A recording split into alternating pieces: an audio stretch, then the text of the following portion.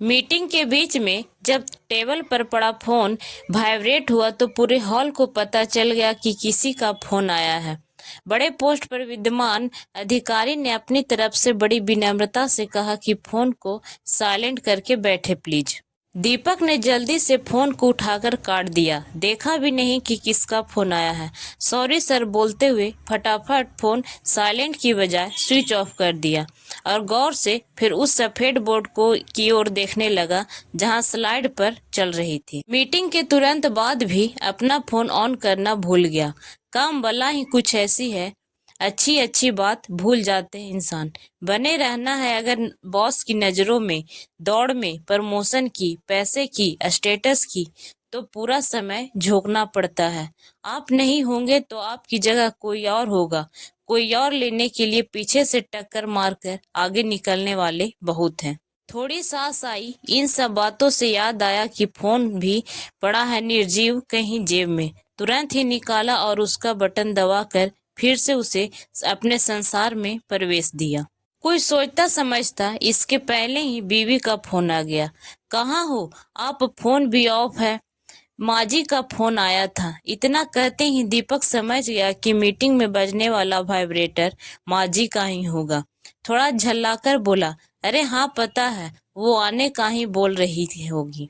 करता हूँ उनसे मैं फ्री में होकर बात। फ्री होना उसके लिए ऑफिस में तो मुमकिन ही नहीं था, वो भी माँ से बात करने के लिए। माँ से तो शाम को भी बात कर सकते हैं, अभी करना क्या जरूरी है। ऑफिस का टाइम खत्म हुआ लेकिन दीपक का अभी भी चल रहा है। यह फाइल देखने में छोटी होती है लेकिन जिंदगी निकल जाती है इनमें सर घुसा घुसा कर। ऑफिस से घर आया, पत्नी ने कुछ कहा नहीं। एक तो पहले ही लेट हो गए, ऊपर से अगर फिर कोई ऐसी बात कह दी जिसमें भड़क गए तो उसकी खैर नहीं। इसलिए खाना गर्म करके जल्दी खिला दिया। रात में सोते समय दीपक अचानक ही बोला, अरे तुमने याद नहीं दिलाया, माँ को फोन करना था। पत्नी बोली, कहाँ करते, यह आपका ऑफिस थोड़ी है जो रात 12 बजे तक खुला रहे। समय देखो 1 बजा है। 11 बजे तो आपने घर में कदम ही रखा, कब बात करते। चद्दर झटकाते हुए अब पत्नी को एहसास हो गया था कि अब दिन का वो समय है जब वो थोड़ा बहुत पति को ताना मार सकती है। माँ को 3 साल हो गए हैं आपसे मिले, कब से कह रही है एक बार मिल लो, पर आप जाते ही नहीं। दीपक ने कहा, अरे तुम लोग तो गए थे पिछले साल। हम गए थे, आपको मिलना है। हाँ करता हूँ कुछ 2 महीने में जाने का, अभी छुट्टी नहीं ले सकता। सुबह होते ही वही दौड़ भाग शुरू। ऑफिस जाने के पहले ही ऑफिस घर आ जाता है। फोन आते रहते हैं, एक चालू रहता है तो दूसरा कतार में रहता है। इसी बीच पत्नी आई कुछ बोलने के लिए, लेकिन साहब का मूड देखकर फिर किचन में चली गई। दीपक ने जल्दी जल्दी अपने सारे ऑफिस को समेटा गाड़ी में डालने के लिए, गाड़ी से फिर वही ऑफिस की असली जगह पर ले जाने के लिए। पूरा दिन फिर वही करता रहा काम। एक बार फिर माँ का फोन आया, इस बार फिर काट दिया। मन में यह सोचा कि आज तो माँ से बात करूंगा ही। थोड़ा सा माँ से प्यार भी आया। सोचा कि अब फोन आया तो जरूर उठा लूंगा, लेकिन फिर फोन बजा ही नहीं। मन किया कि करे बात, लेकिन दूसरा मन आ गया कहने की करेंगे ऑफिस के बाद।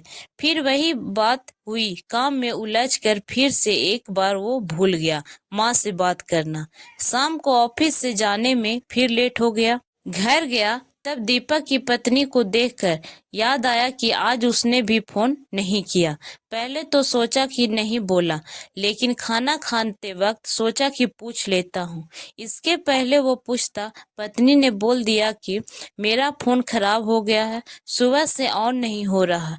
मैं आपको बताने वाली थी, लेकिन सुबह आप बिजी थे तो नहीं बात हो पाई। दीपक कुछ उसे कहता इसके पहले उसने घड़ी देखी। समय फिर वही 10:30। सोचा माँ से बात करूं, लेकिन फिर सोचा कि अब तक तो वो सो गई होगी, इसलिए फोन नहीं किया। सोचा सुबह उठते ही फोन करूंगा। इस बार इरादा पक्का था। सुबह जैसे ही ऑफिस के लिए तैयार हुआ, माँ को फोन किया। फोन उठाने से पहले ही सोचा कि बड़े प्यार से माँ से बात करूंगा। छुट्टी की प्लानिंग करने लगा। मन ही मन उसे लग रहा था कि माँ उसे बहुत याद कर रही है। माँ ने फोन नहीं उठाया। ऑफिस में निकलने के पहले उसने पत्नी को कहा कि सुनो, तैयार है ना, आज छुट्टी लेकर आऊंगा, शाम को माँ से मिलने चलेंगे। पत्नी भी सोच में पड़ गई कि यह अचानक क्या हुआ। बोली, क्यों, क्या हुआ, सब ठीक है ना। ऑफिस में निकलने के पहले उसने पत्नी से कहा कि सुनो, तैयार रहना, आज छुट्टी लेकर आऊंगा, शाम को माँ से मिलने चलेंगे। पत्नी भी सोच में पड़ गई कि यह अचानक क्या हुआ। बोली, क्यों, सब ठीक है ना, क्या हुआ। दीपक बोला, नहीं, बस कब से बुला रही है, अब मुझे भी लग रहा है कि माँ से मिल आऊं। ऑफिस में जाते ही माँ का फोन आया। इस बार उसने फोन काटा नहीं। फोन उठाते ही ऑफिस से सीधा घर आ गया। पत्नी देखकर चौंक गई। क्या हुआ। दीपक बोला, चलो जल्दी कार में बैठो, माँ की तबीयत ठीक नहीं है, मामा का कॉल आया था। रास्ते भर यह सोचता रहा कि माँ कैसी होगी। हड़बड़ी में वह घर चला गया। माँ माँ कहते कहते घर में घुसा, लेकिन माँ नहीं थी। एक पल के लिए उसे अपने 3 साल में माँ के किए फोन याद आए, जब माँ उसे बुलाती थी मिलने के लिए, लेकिन वो सिर्फ कहता था आऊंगा। उसे भी पता था कि वो ऊपर से कहता था, जाने का कोई इरादा नहीं था।